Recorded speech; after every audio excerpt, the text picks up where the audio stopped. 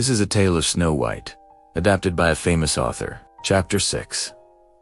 The magic mirror. Once upon a time, in a faraway kingdom, lived a king and a queen. They were very fond of each other, but the queen had no children. She wished more than anything to hold a baby in her arms. Year after year, she prayed to the heavens, but the queen remained without an heir. One day, the queen noticed a small lump in her bosom. It was a tiny bud, and within days, it grew into a flower. No one had ever seen such a plant grow before, or such a beautiful bloom. The petals were pure white, like driven snow, and the middle was as dark as a raven's wing. The queen was beside herself with joy. She knew this was a miracle sent to her by heaven. Soon, the flower blossomed into a tree. Its bark was as white as snow, its leaves shone like emeralds, and its fruit was blacker than jet. And still, no one had ever seen such a wondrous thing grow before. One day, the queen stood beneath the tree. She held up a leaf to examine its color. It was so dark green, it was almost black, and when she touched its stem, it felt as smooth and cold as polished jet. Suddenly, the tree called out in a terrible voice, "Who touches me? Who touches me?" The queen fell back in terror. "My dear child," sighed the tree, "I am your daughter. You shall call me Snow White." That same moment, the queen felt a pain in her side. She clutched her dress and cried out, "Quick, bring me water and a midwife."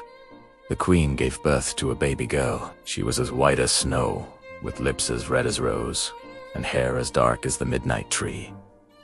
The king and the queen were overjoyed. They held their tiny daughter in their arms and whispered, "Oh, how beautiful you are, Snow White." But little did they know that the tree had made a prophecy, too.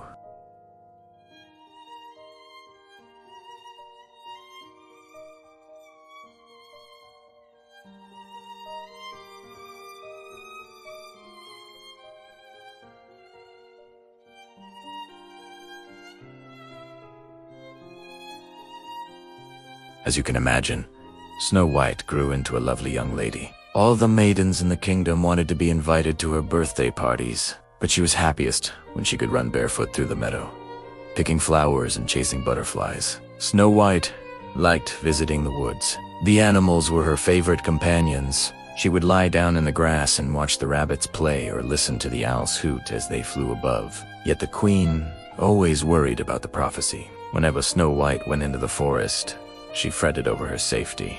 She ordered high walls built around the castle grounds, so Snow White could only visit the garden and the nearby fields. But even there, the young princess felt trapped. She longed to explore the whole wide world, to wander freely through the woods. Then one day, her 18th birthday arrived, the day she was to leave the castle and enter the forest. The queen kept watch while Snow White opened her presents. There were beautiful gowns, rings of gold, necklaces of pearls. But when Snow White unwrapped a spinning wheel, the queen grew sick with dread.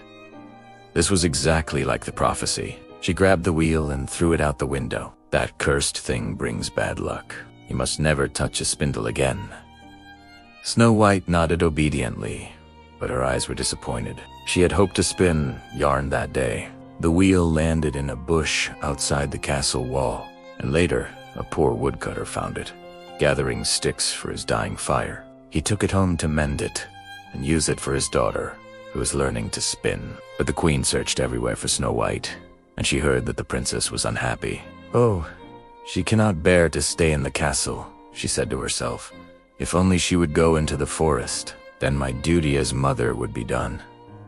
Just then, a little bird fluttered onto the windowsill. The queen had a sudden idea. She caught the bird and tied it to the spinning wheel with a ribbon. Then she fastened the wheel to the back of a chair and pushed it out the window. It rolled along the road toward the forest, and Snow White saw it. She loved spinning, and she wanted to see what was inside the wheel.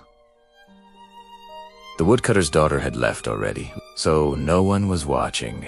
Carefully, Snow White untied the bird and climbed onto the chair. She was about to reach for the wheel when suddenly, thud, the chair fell over. Startled, Snow White lost her balance and tumbled onto the ground. She scraped her palms, cut her legs, and tore her dress. Tears welled up in her eyes. She looked at her hands, covered with blood. and though the cuts were shallow, they hurt terribly. With trembling fingers, she got up and ran through the trees. She didn't dare look back. She just kept running until she came to a small clearing. And there, right before her eyes, she saw the strangest tree she had ever seen. Its bark was pure white, like driven snow. Its leaves were the deepest green, shining like emeralds, and its fruit was blacker than jet. Snow White approached hesitantly. She touched the trunk, and it felt as smooth and cold as polished marble. And then the tree called out in a terrible voice, "Who touches me? Who touches me?" And Snow White froze in fear.